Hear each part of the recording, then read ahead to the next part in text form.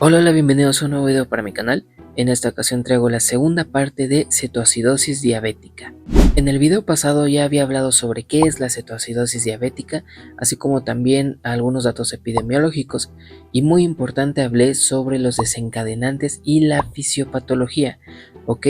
Si no vieron mi video pasado, pues los invito a verlos porque entendiendo la fisiopatología vamos a entender por qué aparece el cuadro clínico que aparece en la cetoacidosis diabética, así como también el diagnóstico y próximamente el tratamiento. Ok, entonces en esta segunda parte voy a hablar sobre el cuadro clínico y el diagnóstico de cetoacidosis diabética. Entonces, comenzando con el cuadro clínico, vamos a tener que primero que nada vamos a encontrar una hiperglucemia. Ya sabemos, gracias a la fisiopatología, por qué se ocasiona la hiperglucemia, ¿ok? Gracias a la hiperglucemia, ¿qué es lo que vamos a tener?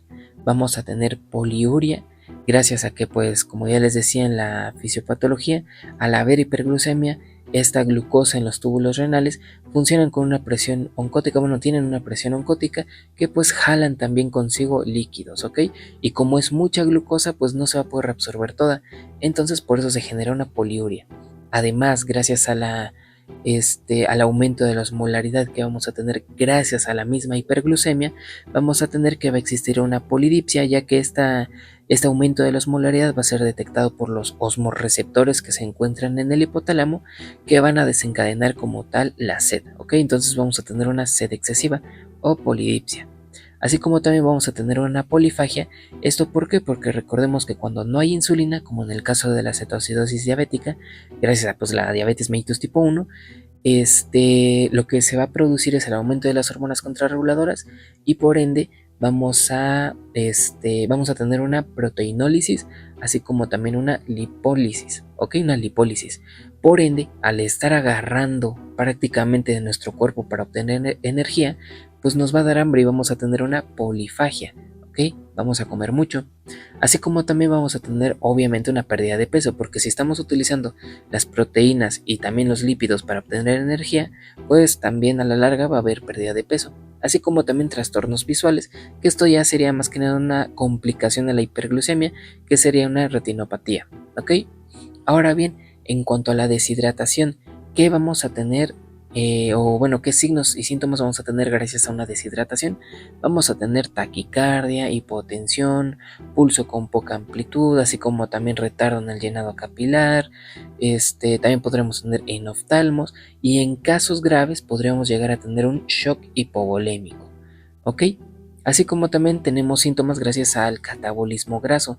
Gracias al catabolismo graso vamos a tener adelgazamiento, que ya se los estaba mencionando aquí en lo de la pérdida de peso, pero esta parte de pérdida de peso va acá, más que nada en el catabolismo graso, ¿ok? No tanto por la hiperglucemia, sino que más por el catabolismo graso, ¿ok? Vamos a tener adelgazamiento. Y vamos a tener pues una acidosis, porque recordemos que gracias al catabolismo graso, gracias a que no hay insulina y hay aumento de las hormonas contrarreguladoras, va a haber una lipólisis que va a propiciar a la formación de cuerpos cetónicos.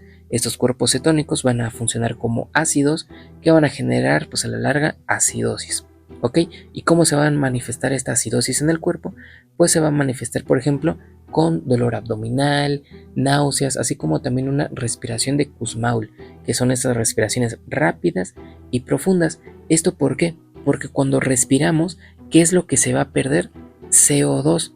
Esto funciona como un ácido, ¿ok? Entonces, cuando respiramos, o sea, cuando exhalamos, sacamos este ácido, el CO2.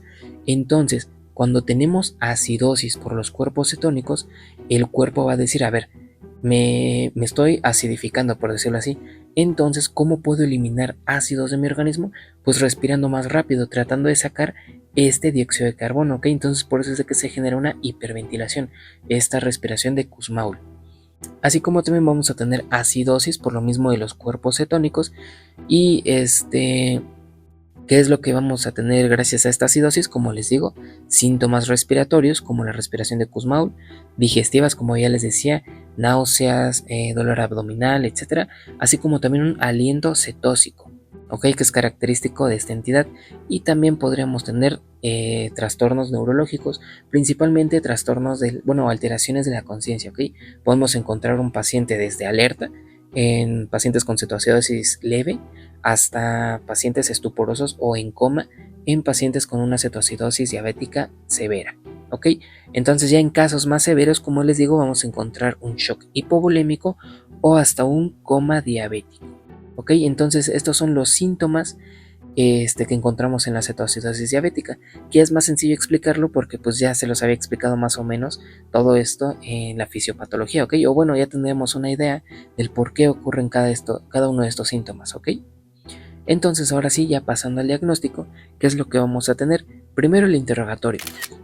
¿Cuál es el objetivo del interrogatorio? Pues buscar causas posibles de una descompensación.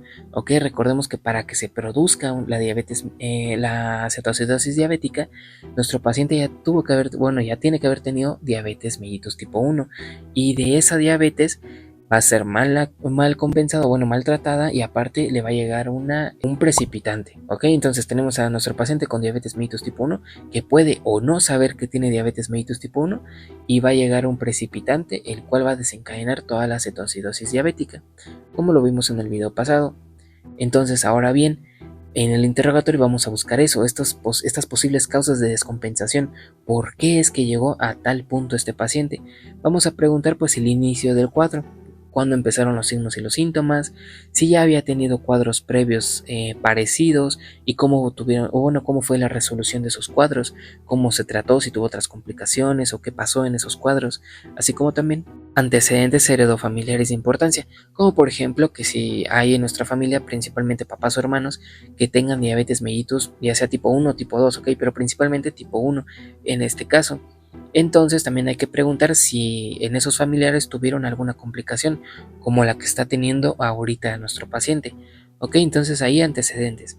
Y también pues vamos a preguntar si ya sabe que tiene diabetes mellitus tipo 1, y si sí sabe que tiene diabetes mellitus tipo 1 y obviamente si la tiene, pues hay que preguntarle cómo es que se controla, principalmente la aplicación de insulina y qué dosis utiliza, ok, y cuándo fue la última vez que se aplicó la insulina, y pues si han visto si sí lleva al pie de la letra su tratamiento con insulina, ok, y si pues también tiene alguna otra comorbilidad, y pues también si tiene si usa algún otro tratamiento, ok. Entonces así quedaría con el interrogatorio: buscar causas posibles de descompensación, y buscar saber si nuestro paciente ya cursa con diabetes mellitus tipo 1 y si utiliza insulina o no, y sus dosis, ok.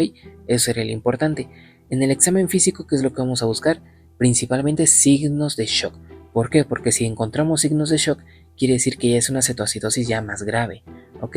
¿Qué vamos a buscar en el examen físico general? Pues signos vitales, obviamente: peso, talla, índice de masa corporal.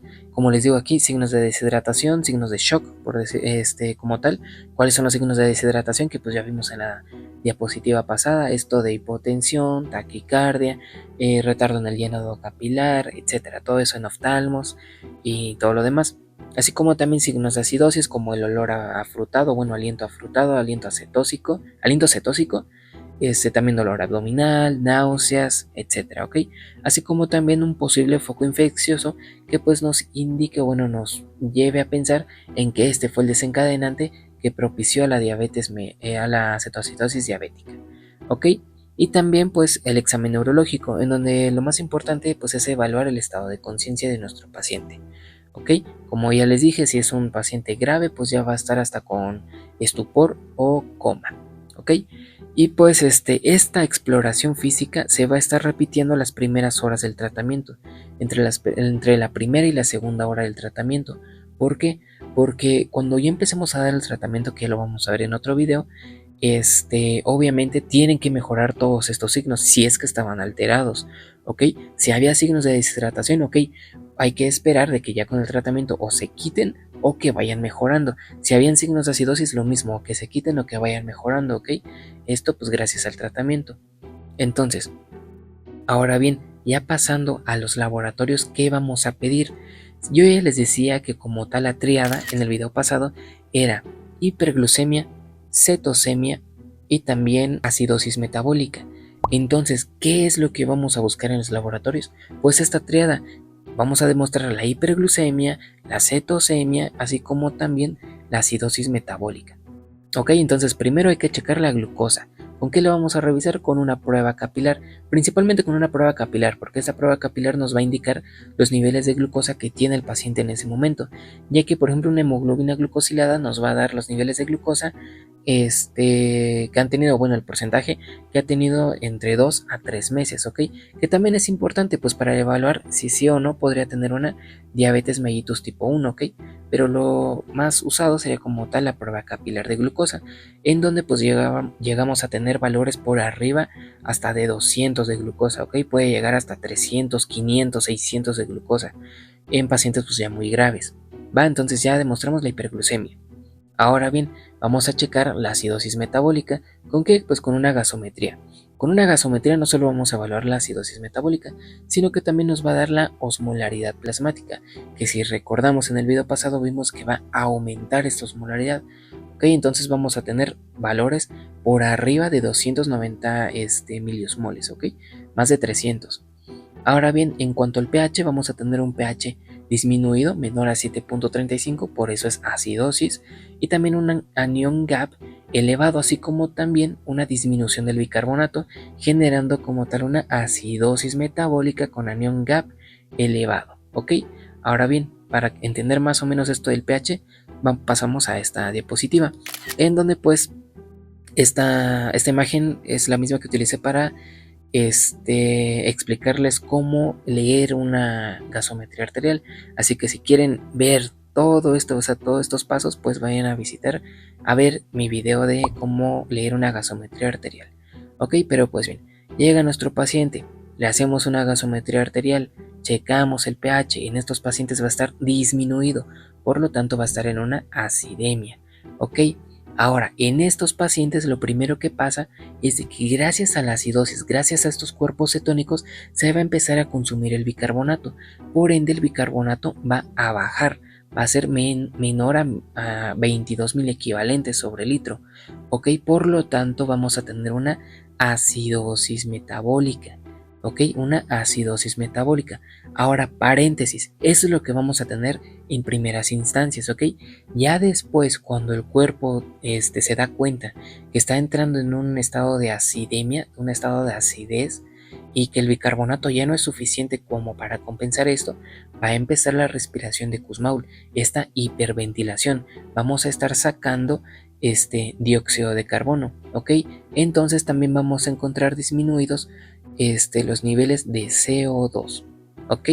Pero bueno, nada más esto les digo como manera de compensación, ¿ok? Porque pues luego en la gasometría vamos a ver que también van a estar disminuidos los niveles de CO2, pero principalmente quédense con esto, de que va a haber una disminución del pH menos de 7.35, va a dar una acidemia, después el bicarbonato de igual forma va a bajar, por lo tanto tendremos una acidosis metabólica.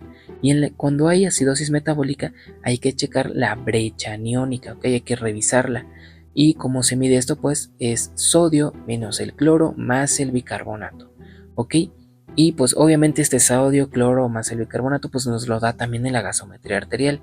Ahora bien, si sale elevado, como en el caso de los pacientes con cetoacidosis diabética, mayor a 10 o mayor a 12 miliequivalentes sobre litro, quiere decir que es un criterio de diagnóstico de cetoacidosis diabética, ¿ok? Entonces ya tenemos que vamos a tener en nuestro paciente con cetoacidosis diabética, acidosis metabólica con brecha aniónica elevada, ¿ok? Y ya nada más así un paréntesis, dense cuenta, aquí en esta diapositiva les puse cuáles son las causas de una brecha aniónica elevada, múltiples, la mnemotecnia múltiples, metanol, uremia, diabetes por cetoacidosis diabética, isoniazida, paraldehído, lactato, etanol y salicilatos, ¿ok? Pero dense cuenta, aquí está una de las causas de una brecha aniónica elevada, ¿ok? Entonces no se les olvide, acidosis metabólica con brecha aniónica elevada o anion gap, que es lo mismo, ¿ok? Ahora bien, en cuanto a los electrolitos que vamos a tener, yo ya les decía que en el video pasado que lo que más se pierde es líquido, es agua, ¿ok? Eso es lo que más se pierde, pero también se van a llegar a perder algunos electrolitos. ¿Como qué electrolitos principalmente se van a llegar a perder? Es el potasio y el sodio, ¿ok? Pero pues obviamente también tenemos que evaluar los niveles de fosfato, de fósforo y de magnesio. Ok, pero los que principalmente se pierden es el potasio y el sodio, y hay que tener cuidado con estos porque, o bueno, tómenlo en cuenta porque en el tratamiento vamos a revisar más a detalle esto del potasio y del sodio. Ahora bien, vamos a tener que pedir también un perfil renal. Vamos a evaluar la urea, la creatinina, el nitrógeno ureico y principalmente la cetonuria, ¿ok? Urea, creatinina y nitrógeno, pues principalmente para ver la funcionalidad renal, ¿ok? Porque si vemos de que están alterados estos niveles, nos va a indicar que ya hay una disfunción renal, ¿ok? Pero lo principal, o bueno, lo que más nos importa del perfil renal es la cetonuria, que existan cuerpos cetónicos en orina, ¿ok? Y pues también un hemograma principalmente para evaluar también el hematocrito, pero más que nada, leucocitosis, ¿por qué? Porque nos indicaría un foco infeccioso, ¿ok? Que era un desencadenante de la cetoacidosis diabética, pero más que nada la cetonemia, ¿ok? Cuerpos cetónicos en sangre.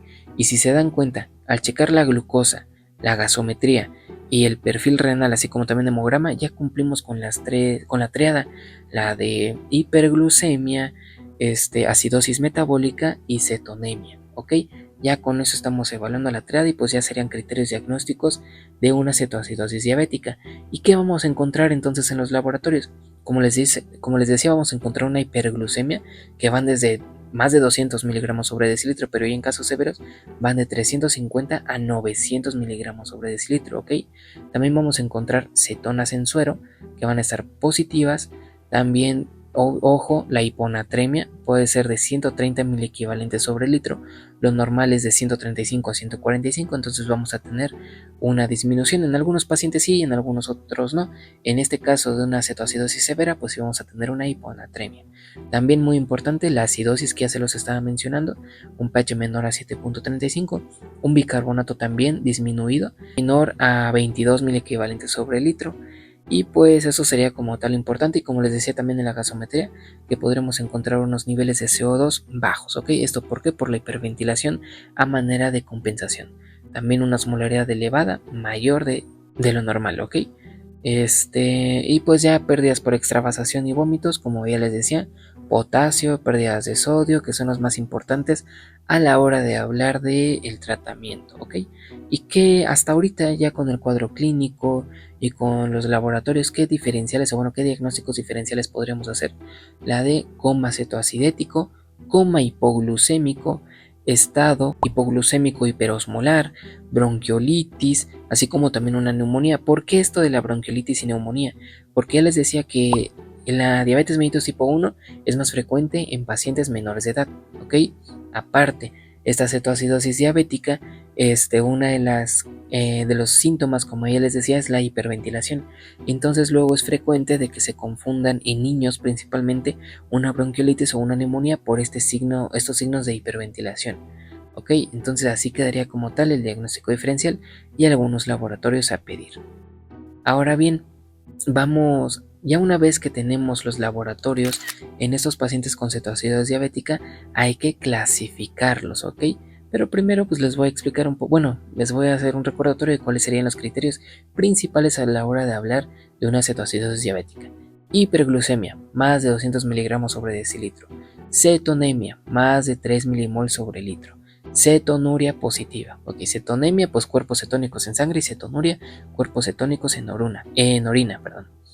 Y pues acidosis metabólica, con pH menor a 7.35 y un anión gap elevado o brecha aniónica elevada, así como también un bicarbonato disminuido, menos de 15 miliequivalentes sobre litro. Ok, entonces una vez ya teniendo estos datos ya podremos clasificar la cetoacidosis en leve, moderado y severa. Ok, esto dependiendo a los parámetros que ya les estaba explicando más o menos acá. En la leve, ¿qué vamos a tener? Vamos a tener un pH menor a 7.35, de 7.35 a 7.25 más o menos, ¿ok? Vamos a tener un bicarbonato sérico disminuido de 18 a 15, ¿ok? Vamos a tener un anión gap elevado, más de 10, un estado de conciencia aquí alerta, al ser leve todavía está alerta nuestro paciente, y pues cetonas en plasma y en orina positivas. Ok, mientras que en lo moderado vamos a tener un pH de 7.24 a 7, un bicarbonato sérico de 10 a 15, un anión gap mayor a 12, un estado de conciencia aquí ya alerta o somnoliento, o sea que ya tiende a quedarse como dormido, y cetonas en plasma y en orina igual positivas. En cuanto a la clasificación severa, vamos a tener que un pH ya menor a 7, así como también un bicarbonato sérico menor a 10, un anión GAP mayor a 12, un estado de conciencia ya en estupor o en coma, en estupor o sea de que ya solo responde ante estímulos dolorosos, o en coma donde ya no responde a ningún estímulo, y pues cetonas en plasma y en orina de igual forma positivas. Y aquí también tenemos otros marcadores de severidad, otros en donde podremos clasificarlo, bueno, donde entrarían una cetoacidosis diabética severa, ¿ok? Cetonemia, pues ya se las mencioné, el bicarbonato ya se las mencioné, el pH arterial igual ya se las mencioné, la escala de coma de Glasgow menor a 12, obviamente, donde encontramos a pacientes estuporosos o con coma, una saturación de oxígeno menor a 92%. En estos pacientes pues hay que darle oxígeno, ¿ok? Hay que darles oxígeno. Una frecuencia cardíaca mayor a 100 y una hipocalemia menor a 3.5 milimol sobre litro. También estos criterios entrarían como la clasificación de una cetoacidosis diabética severa, ¿ok? Entonces, ya entendiendo todo esto, cuando hablemos del tratamiento, ya sabremos qué es lo que vamos a buscar en los criterios de resolución. Si les estoy diciendo que la brecha aniónica va a estar elevada, entonces para los criterios de resolución vamos a buscar una brecha aniónica disminuida, ¿ok? Menos de 12. Si les estoy diciendo que en la cetoacidosis diabética va a haber un bicarbonato menor de lo normal, entonces en los criterios de resolución vamos a tener a buscar un bicarbonato normal o que se acerque a lo normal, que sería más de 18 milimol sobre litro, ¿ok? Si les estoy diciendo que en la cetosis diabética hay muchos cuerpos cetónicos, ya sea en orina o en sangre, pues vamos a buscar que estos disminuyan o que ya no estén, ¿ok? Si les estoy diciendo que la glucosa está muy elevada en la cetoacidosis diabética, entonces uno de los criterios de resolución es buscar que la glucosa sea menor de 200 miligramos sobre decilitro, ¿ok? Esto en un inicio. Y de igual forma hay que buscar que el pH aumente, esté arriba de 7.30, ¿ok? Esto como mínimo. Entonces, ya estos criterios de resolución igual se los voy a poner cuando hablemos de tratamiento, ¿ok? Pero ahorita se los puse más que nada como para que entiendan qué es lo que vamos a buscar con el tratamiento, ¿ok?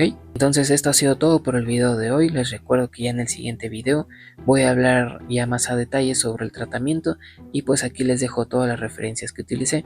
Les recuerdo, si les gustó, denle like y suscríbanse para nuevos videos en mi canal. Gracias.